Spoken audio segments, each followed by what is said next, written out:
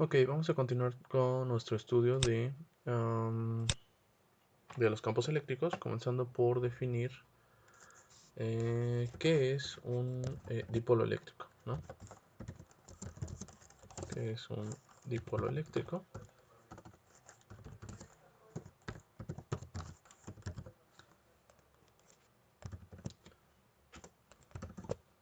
Muy bien. Un dipolo eléctrico no es otra cosa que simplemente una configuración especial, ¿sí? Es una configuración especial de dos cargas iguales en magnitud, una carga positiva y una carga negativa, son iguales en magnitud, y que están separadas por una distancia fija que nosotros vamos a denominar D, ¿no? Nosotros vamos a llamar D. Y eso es en esencia un dipolo eléctrico, ¿no? En la naturaleza, ejemplos de dipolos eléctricos los podemos encontrar en los compuestos iónicos, como es el caso de el cloruro de sodio o el ácido clorhídrico, ¿no? Por ejemplo, que ya sabemos que está compuesto respectivamente de un ion Na positivo y un anión cloro negativo en el caso del cloruro de sodio, o bien en el caso del ácido clorhídrico, un ion H+, H positivo, y un anión cloro negativo, ¿no? Ahora, lo que nos interesa en todo este estudio de los dipolos eléctricos es el campo eléctrico neto que se genera sobre un determinado punto P. Sobre este punto P, ¿cuál es el campo eléctrico neto? Y para hacer este cálculo del campo eléctrico neto, pues vamos a utilizar el principio básico de superposición, de modo que vamos a considerar en primera instancia el campo eléctrico generado en este punto P, causado por esta carga Q positiva, que aquí gráficamente estamos representando con este vector, con esta flecha roja.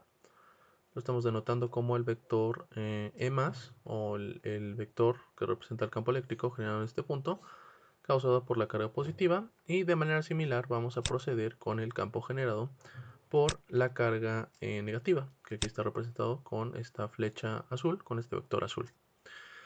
Bueno, al principio de superposición simplemente nos dice que vamos a tener una suma vectorial, de modo que este campo resultante de aquí, que es el que nos interesa calcular,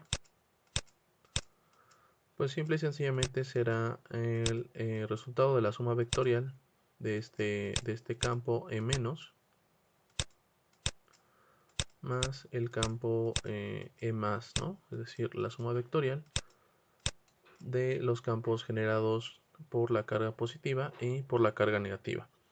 Ahora, la definición de dipolo eléctrico establece ciertas características o ciertas restricciones geométricas de simetría.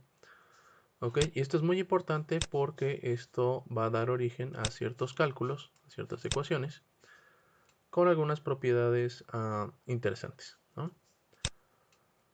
Entonces, una de estas primeras restricciones es que se debe considerar una bisectriz, una bisectriz perpendicular a el segmento que une a Q positiva y Q negativa. De modo que si por ejemplo aquí consideramos un segmento de recta que une a la Q positiva con la Q negativa, hallamos su punto medio, ¿no? Y por aquí estaría el punto medio.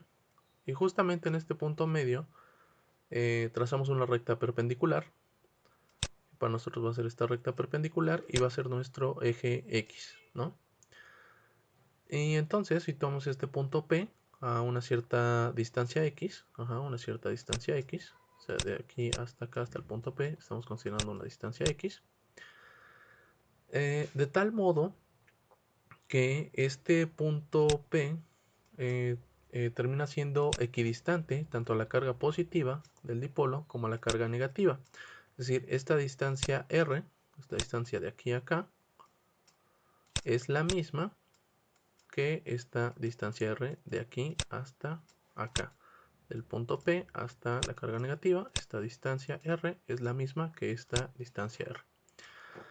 Entonces, con esta restricción geométrica, a partir de esta restricción geométrica, de esta construcción geométrica, pues se infieren otros datos, otros valores interesantes, como por ejemplo estos ángulos que se forman aquí respecto del vector resultante del campo eléctrico total o el campo eléctrico neto, por criterios de ángulos alternos internos y de ángulos correspondientes, ¿no? Conocimientos básicos de geometría.